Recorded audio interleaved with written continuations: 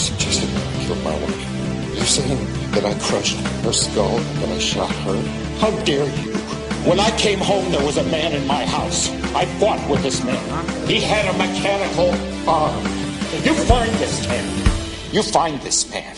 Welcome, everyone, back to another edition of Let's Take 5, the podcast where we look at one of the greats of cinema and discuss their excellence and range. My name is Eric Martindale. My name is Austin Luger. And today we are wrapping up, well, not wrapping up, but we're continuing and finishing our Harrison Ford 5. The previous films we covered were Star Wars A New Hope and The Empire Strikes Back in one episode, Raiders of the Lost Ark, Witness, The Fugitive, and today we are talking about Blade Runner 2049, which is, of course, the sequel to Blade Runner. And then we'll do the wrap-up episode after this. So, Blade Runner 2049 is kind of about, I'm going to talk about it like on a higher plane rather than just plot. But to me, Blade Runner 2049 actually has a very similar thesis to it that Solaris has. Whereas Solaris poses the question sort of like amongst many questions, but what does it mean to love someone? When you love someone, is it really the entity you're loving, or is it the memories you're loving, the nostalgia that you're loving, right? Blade Runner 2049 kind of does it the same way, only it says basically, it takes it a step further and says, okay, we're saying that you love the memory. It answers that. It's saying we love the memory, we love the nostalgia, and then it's saying, okay, so is that and not the entity what makes us human? Not the flesh and bone, but the memories that we share and have with somebody. Blade Runner, which is a film I don't like very much, is a film you don't like very much. I think it's stylistically cool. I think the music's very cool. I just think the story sucks and the characters are really boring. So, basically burn this whole podcast down right now. Because I know there's a lot of fans of that movie, but I think that is one of the most overrated movies of all time. It's okay. The Immortals said the same thing on whatever episode that was. Yeah, it is. It's one of the most overrated movies of all time, in my opinion. Or it's just got like a really loud minority. Maybe that's the case since no one went and saw the sequel. So those are the questions it kind of goes with, and basically saying, okay, in the first one, it sort of poses the question are the replicants equal to humans? Can they be? Is the main character, Deckard, is he a replicant? And does that even matter? What this says is that, okay, yes, we're saying that is true. We're saying they are on the same plane, maybe, but what makes them on the same plane? What is the one thing that can connect them? And I think the answer is the memories. That's what we share in common. That the memories are sort of the soul, here, and the way it kind of works. So those are really, really lofty without talking about the plot, and I'm sure you have thoughts on what I just said, too, so I'm just going to turn it over to you. Well, I just wanted to reiterate, as we always do, that we're going to give away spoilers in this podcast. We treat the podcast like an essay after the film. And this is a new movie, so... So just, especially, we're going to talk about the end because we have to. Yeah. What you said about memories is really curious because, in the first one, the big back and forth was, replicants have, implanted memories. They weren't, essentially born blank, weeks ago when they're kind of turned on. They have they have a life lived, and that's why they're often fighting for their life to maintain. This also deals a lot with implanted memories, but it's seen more as a kindness and a sorrow than really kind of what was in the first film. Because obviously what we have with the actual plot, which we'll get into with Ryan Gosling's memories. But Deckard, when we do find him in the third act, this is kind of reminding me of when we did a couple other actors where this is just a supporting role. We're going to end up talking about this is a very 15 minutes of Harrison Ford. And it is that small of a role. Yeah. Not according to the marketing. Yes, not according to the marketing, but he is probably in the movie for 20 minutes. Right. And he is someone... And it's 2.5 hours. He is just, drowning in nostalgia, essentially, right? He has hologram Frank Sinatra's playing. I'm mixing my films. Is there an Elvis in there a little bit? I think there's an Elvis. Yeah. The point where he doesn't... I don't think he knows if his dog is real or not, but he can keep pouring him whiskey anyway. And it's something very interesting because, that is bringing, it's keeping his heart beating a little bit, but it's still very, very isolating. And also Ryan Gosling, as he kind of discovers more about these memories of kind of the child of a replicant and what's connected to this little horse figurine, that brings him a lot of like anxiety and sorrow and a bit of defeatist conclusions. Like memory isn't as like Solaris to me is a warm if yet confusing embrace of memories. This is it's a bit of a bummer. Well, it's warm in the sense that that Kelvin in the movie looks back on those memories that way. I find the movie to be kind of cold, but as far as his vibe and his feelings, whereas here, it's kind of advocating because you kind of have these memories. He's completely aware. Ryan Gosling's character is completely aware that the memories, at least at the beginning of the film, that they're not real. Because, he's told, hey, tell me about some stuff from your childhood. And he goes, what's the point? They're not real. Like, he knows he has these implants. And then, it fills him with hope, another human vibe, a human condition to feel this way once he thinks that they might be real before losing that hope. When that memory he has is even less his own. Looking back, what he says to Robin Wright. Yeah, exactly. But like it's accented in other ways too, because there's two big moments for me in this film, and this is where we're going to get into spoilers. That the memories are sort of what make us who we are. The big one being when he says. When the girl, his girl is another robot. So Ryan Gosling has a girlfriend who's not really real either. She's a projection.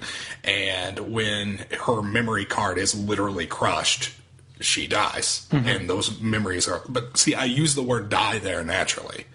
Oh, sure. It's a moment of tragedy. Yeah, and she is gone, and she dies because those memories no longer exist. It's like with Alzheimer's, we say, well, they're not really in there anymore, it's not really them, they're gone, And then one of my favorites is this, and it's a great acting by Harrison Ford, is later when he sees a projection of Rachel from Blade Runner, and he looks right into this new creation. That looks insanely good. It looks fantastic. It looks better than like Peter Cushing in Rogue One. Peter Cushing in Rogue One looks terrible. Yeah, I still like it. I'm into it. I know you're not, but I first time watching the movie, I did not hear a single line of dialogue. I was just going like, "Why did you guys do this? Well, you guys could have cast any British guy right now." Yeah. Well, what's weird about it is it actually I thought looked better on screen, like on the big screen. And I was watching it on Netflix. I was like, "Oh my god, this looks really bad." Oh, really? But anyway, so he walks up to her, and this was a woman that he loved, and he says her eyes were green. Again, it's the memory.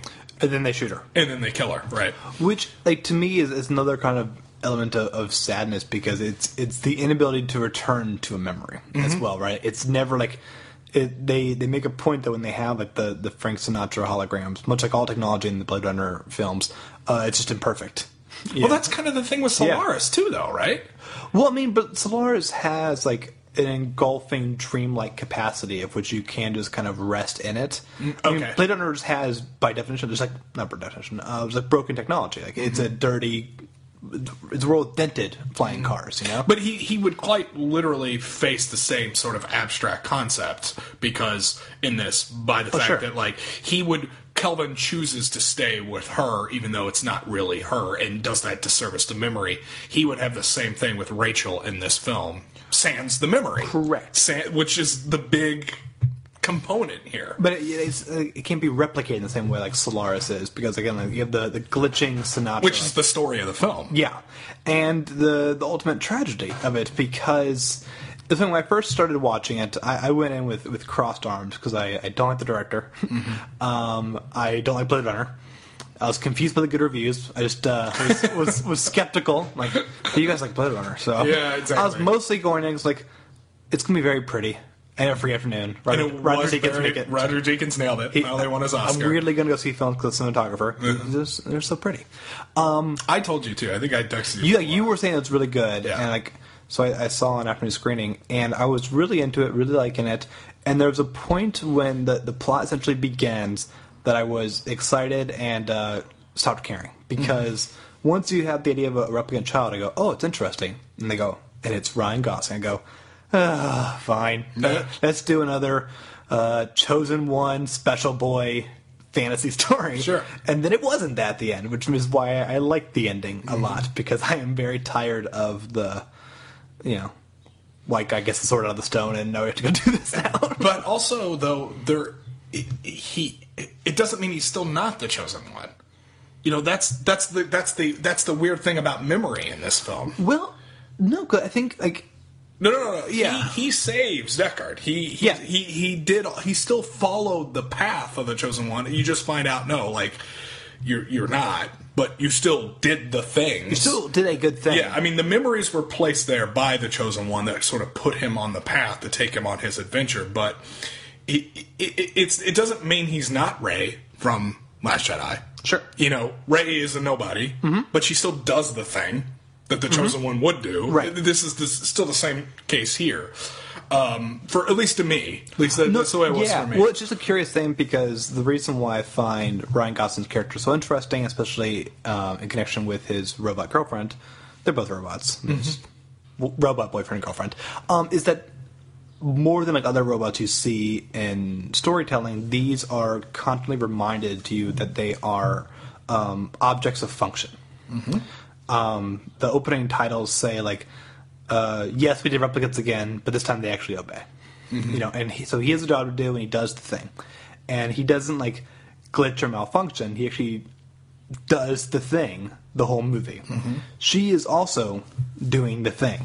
She is a Black Mirror-like creation to like run the house and to be kind and to be loving. They're both artificial things that are finding a common ground in this Venn diagram of function, and that is their connection. And that is such an interesting thing because there are moments when you think that Ryan Gosling is kind of really open to the idea of more, of I am kind of removed from the idea of function because if I'm a child of a replicant, then rules apply differently. And then they don't. That way. Yeah. And, I mean, at the end, he dies as someone who, again, finished the function. He was assigned a function. Things blew up. Eventually, the thing was done. It's interesting you say he died in this film because I thought he did too. I mean, I left the film going, he's dead. I never thought twice about it. Well, I was talking with the person I saw the film with, and they were like, "Oh, he's dead." I go, "Didn't he die?" I mean, and then I gunshot to the gut. Well, then I Google it. I Google it, and it's like maybe he's dead. So I guess it was kind of. It supposedly was left open. It seemed like a death to me. But there's no reason for him to not be dead. No, he has to be dead. Yeah.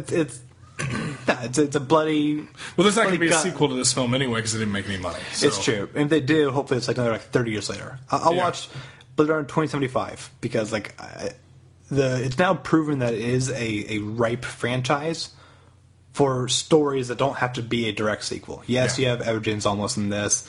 Yes, obviously Harrison Ford is in this, but it still feels like a very rare sequel you can watch without watching the first one. Yeah. Because Deckard really, I mean, he weighs heavily in the plot actually, but he is only in it as much as is required, which is only 15 minutes. Right. I mean, essentially, it's a search film for the child. He's the dad, so he's the best way to find the clue on where he or she is. And he's got some great hero moments in there. But you know, talking about Harrison Ford in this film because this is a great performance by him. Well, this is. I mean, I'm glad we're doing this movie because I think you may have better performances than this. This is the best one of the third act of Harrison Ford's career. Exactly. Of angry old man who hates Hollywood. But also I thought he did great using quiet time because the movie is not. I saw this in the action section. There are action moments, but like it's heavy sci-fi, heavy drama to me at least. But there are moments, quiet time, and moments of sadness with him. You know, his in longing, which were not things that I really saw, not just coming from Harrison Ford, but just coming from the character of Deckard. I mean, I know, like, there's Blade Runner fans out there that pull their hair out about this, but he's kind of rapey and weird in the first Blade Runner. Sure. And, I mean, it's a gross noir film. Yeah. In a sci-fi setting. Yeah. Sure. Which, you know, yeah. I mean, he's an archetype and it fits that mold, but, like, this seemed like different. He was softer in this film to me.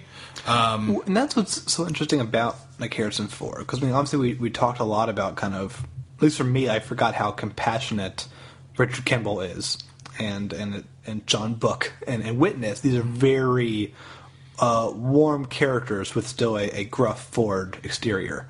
After Fugitive, we get a couple of other good films we'll talk about in the wrap-up, but he really just becomes so disconnected on screen. Mm-hmm. I mean, Hollywood Handbook, Hollywood Homicide, Morning Glory.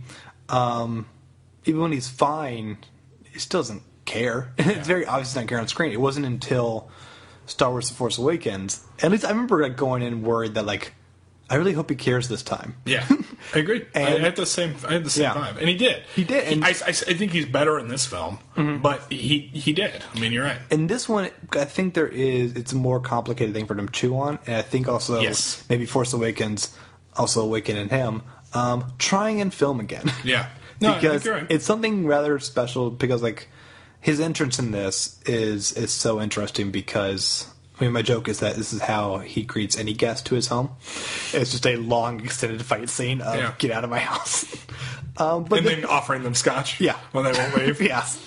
And, I mean, it is now famous that he actually did punch Ryan Gosling in the face, and that cut is in the movie. Mm-hmm. And I believe he apologized by bringing scotch to his dressing room and whatnot, and he still drank most of it. Yeah. Because this isn't for you.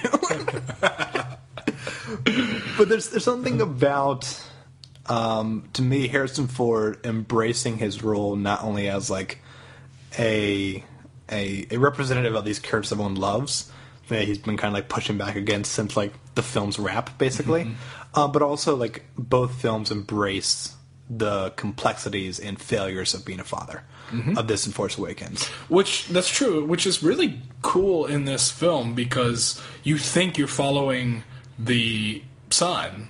He has a daughter, so it's like it's weird because you have Joe, who's Ryan Gosling, confronting Deckard about kind of being a bad father, or wondering where he went. What it was to keep Rachel safe or whatever, but as the child, the scorned sort of child, when in reality he isn't, which should complicate it, but it actually doesn't. It all sort of fits narratively. He just has his memories, right? And I mentioned it to you. I think a great line in this film is what they once Deckard finds out and Joe finds out that we're not related. It's a great line. Deckard says to him, "What am I to you?" And he just, "So what am I to you?" And they just smiles because again, the memories make the person. What you are to me. What you actually are to me and what you are to me are two completely different things. What you are to me is you're my father because that's all I have. That's the memory I have. Yeah. And just because it wasn't actually real, doesn't mean it wasn't as impactful. That's why I'm standing in front of you right now. And even if it's not just like the warmth of kind of what a father figure could be, it is also one of the few people you see Joe just talk to aside from his girlfriend. It's a really personal kind of struggle that he has. It does, because it gets a little more nuanced and lonely than it probably had a right to be, because he's still always like within the function of the mystery, but he's taking the time away to have a drink that I imagine doesn't do anything for him because he's a robot, but still, like, it's the idea of like being able to sit with him and having a drink. But then again, maybe it does work because the film very brilliantly still doesn't answer whether Deckard is a replicant or not. Because it doesn't matter. It doesn't. I think that it all fades away. Like with the dog as a metaphor. Like I don't even know anymore. Like it's what's here in front of me. But the thesis of the sort of way the film works is it quite literally doesn't matter, because what we find through the first one and then through this one as well is that the replicants are capable of carrying the same functions at this point. They can even have children.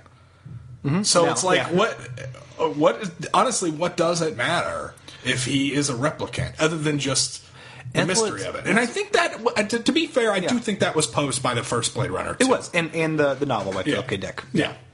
But there's something interesting about, to me, the discarding, I guess, of memories. Of if we're going to ignore like the origin of whether you were born from a person or born from a robot or just a robot in general, it's to look at the moments now, which are often so distracting. Because like the more we try to like look back, the more we're not looking at the moment. Like the reason why I think we like that moment between Ford and Gosling is because it is now. It is them creating something new. That's why he also had with his girlfriend and the tragedy of that. But I mean, when we do meet a rather brilliant character who ends up being the real daughter, she's a memory artist, and she's the one who kind of makes the best memories as she lives in the saddest place imaginable. It's just so empty. It's such a cool job. It's a cool job. This type of world. Yeah, but it's so. I mean, she's someone who doesn't get birthday parties, but designs. She's not basing them off of a birthday party she had, but birthday she wished she had. Mm-hmm. She is clamoring for the present, essentially, to have memories that could be her own. Yeah, and it's kind of everyone kind of waking up to the world is not as good as they want it to be. Yeah. And speaking of that world, the prologue's a great another example of that metaphor. I didn't really realize because he goes to his first job, which was a good way to kind of set up how Blade Runners work in this world and whatnot. It's the guy from Guardians of the Galaxy, but he's making this kind of great point that like who cares what I did? I'm just a simple farmer. I'm literally hurting nobody. I'm so isolated from the world.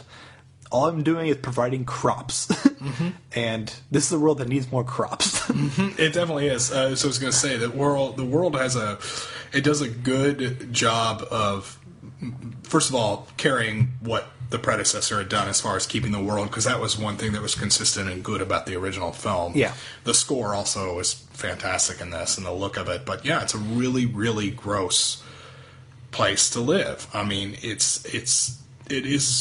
nails dystopian to me in a lot of different ways. I know the film, and we kind of talked about this a little bit, got criticized for some, what's the word I'm looking for? Criticized for its lack of femininity in the film. Well, that femininity, there's a phrase for this type of critique, and the film has it. I don't think it is something that weighs it down as heavily as other films that mess it up, but like, the Ryan Gosling's girlfriend, that we keep calling Ryan Gosling's girlfriend and not her name. Which you haven't called Ryan Gosling his name either, to be. Yeah, but whatever. Joy. And it's Joy. Yeah. Is that so much of her role is not kind of her own arc, but is so much of what her themes and actions are to enhance the themes and actions of the male character.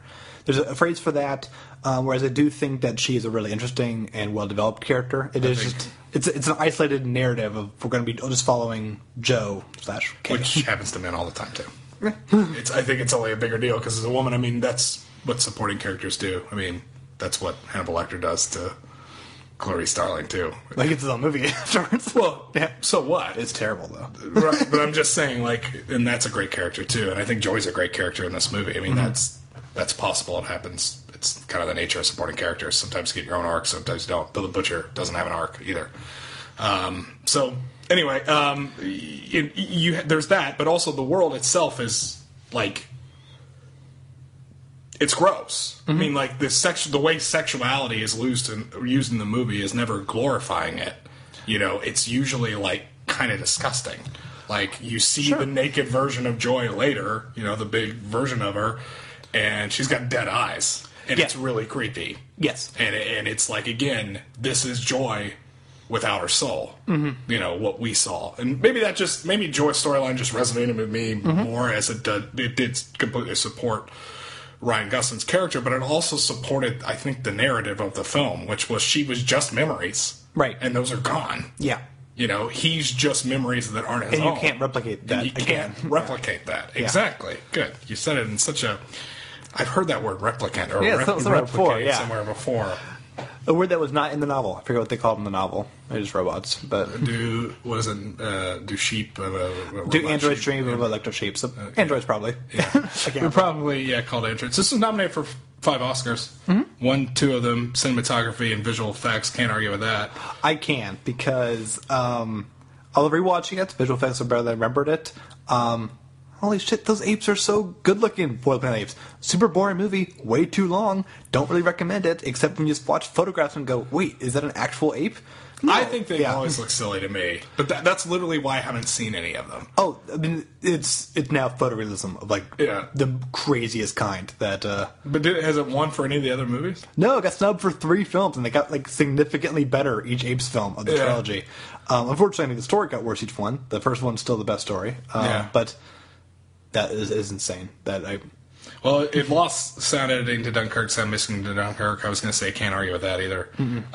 Production design to Shape of Water. I can't argue that. I think the production design of this film's great, if you know what you're looking for. I mean, come on. Come on. I mean, maybe because it stole from its predecessor. Well, it has new elements to it, and I think it's still really good. But, I mean, the one it's deserving is cinematography. Because Frederick Deakins, having been lost 12 times the Oscars now... it is pretty much universally known as the best cinematographer. Yeah, you alive. all want him, or Christopher Doyle, or someone else like that. But Deakins, we talked about how both Blade Runner films are a world you don't want to live in, per se. Deakins avoids the cliche of making a grimy world look grimy. He makes this often look like a car commercial is dismissive, but it's the idea of like, this is what the world is telling you that it's a good world. This is when you notice that the robots have dead eyes. And it's not. So it's often very pretty, and even like you can film isolation and have it still be pretty and still feel the effect of isolation. Like when you see the exterior of where Deckard's been living, of just desert and time forgotten statues that are all broken in pieces. Like you can be in awe of that and still go, oh my god, there's no civilization. I was going to say, this is where it's like lost civilization, or you know, Vegas is like, what have we lost? What was here?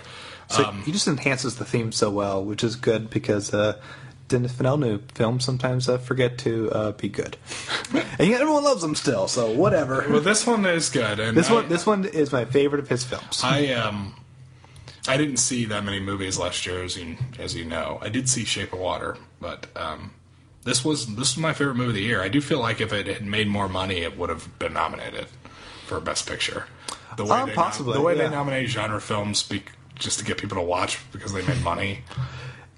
It's a shift in time for the Oscars now because they kind of seem to still ignore the big box office ones. It has to get a certain like critical thing. But this got it. This got good reviews. This got it. Box office failure, but I mean, it was up for like 5 Oscars, which is nice. That's the point I'm making. Yeah. He was already up for 5, which is more than like Baby Driver. Which did get 3, which is a nice, shocking, awesome thing.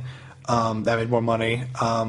Really, the big box office hits of the year, Best Picture wise, was Star Wars and Get Out. I mean, Get Out for Best Picture. Star Wars wasn't up for Best Picture. But we're okay. That's what Dunkirk did pretty well. Yeah, that got a cold $200 million, probably. Yeah, Shape of Water did pretty well. Shape of Water never left the theater. I feel like it was in theaters for like 500 years. Yeah, but I mean, I'm just saying, like Dark Knight role. I think District 9 was nominated for Best Picture. Okay. Yeah, that was the year after the Dark Knight. Especially when you like look back and go like, man, this guy's gonna be the next great director. He made Chappie. Elysium. Chappie. That's right, I forgot about Chappie. He was the guy they were talking about. Neil Blomkamp. Yeah. Blomkamp, yeah. He wanted to make an alien film, and boy, they're not going to let him now. I would have been fine with anybody making that film, because I just would have wanted to see it. I mean, that's like a fanboy's dream come true, ignoring Alien 3. Well, you know... Newt would be like 30. It'd be great. Ridley Scott chose not to make this film, but instead to make Alien Covenant. Yeah. I've now seen... Someone who loves Prometheus, everyone's favorite film, Alien Covenant's hot trash. I basically heard, because most people don't like Prometheus. I'm pretty sure it's everyone's favorite film. I'm pretty sure everyone loves Prometheus. No, nobody likes it but you. That's so good. But that it was fine. It was better than Prometheus. Oh, I hardly do disagree. But that not being a compliment. Yeah. Being like, well, at least it was better than that dumpster fire. And I heard, like, gee whiz, got an even better film to look forward to. And I went, oh, no, Alien Covenant's, like, one of the worst Alien films. Great. Well, I mean, nothing's worse than Alien 3, right? Yeah, probably. Alien Resurrection's just so goofy.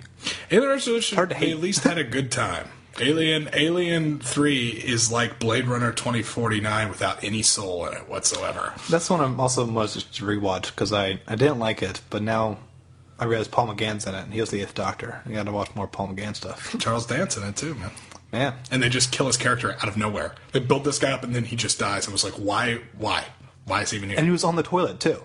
Was he? No. I don't remember that. I don't get your joke. Game of Thrones. God. Yeah, sorry, I don't watch bad shows anymore. That was in the book you liked, though. Yeah, that's true. And Game of Thrones is okay now. It got better. Yeah.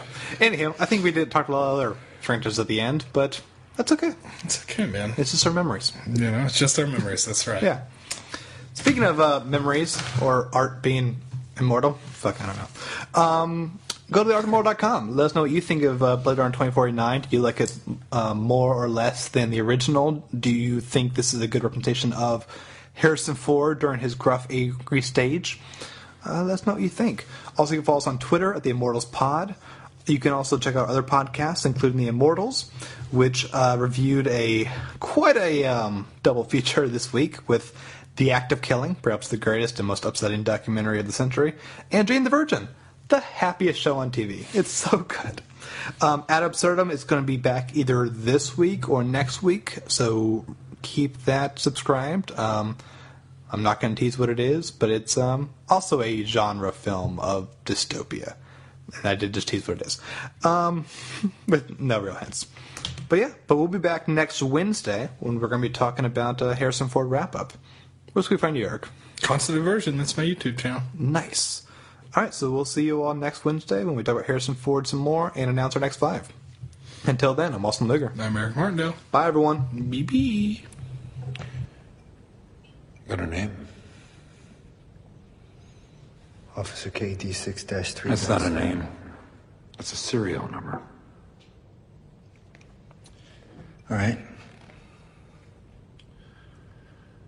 Joe. What do you want, Joe? I want to ask you some questions. Like what?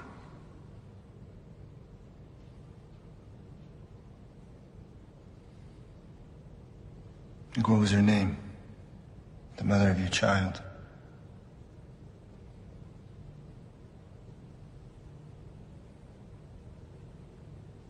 What was she like?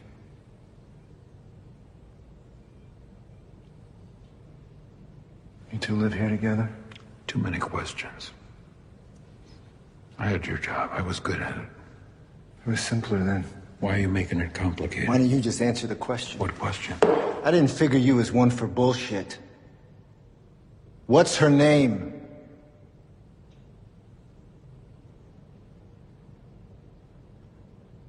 Rachel.